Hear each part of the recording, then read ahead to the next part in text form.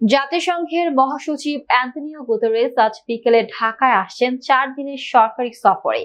এই সফরের প্রধান উদ্দেশ্য রোহিঙ্গা ইস্যু নিয়ে আলোচনা করা এবং বাংলাদেশের সঙ্গে জাতিসংঘের সম্পর্ক উন্নয়ন করা। মহাসচিবের সফর শুরু হচ্ছে আজ বিকেল 5টায়, যখন গুতেরেসকে বহনকারী একটি এমিরেটস ফ্লাইট ঢাকায় হযরত শাহজালাল আন্তর্জাতিক বিমানবন্দরে অবতরণ করবে। এই সফরে জাতিসংঘের মহাসচিব ঢাকায় পররাষ্ট্র বিষয়ক উপদেষ্টা মোহাম্মদ তৌহিদ হোসেনের সঙ্গে বৈঠক করবেন এবং পরে প্রধান উপদেষ্টা অধ্যাপক ডক্টর ইউনূসের সঙ্গে আলোচনা করবেন।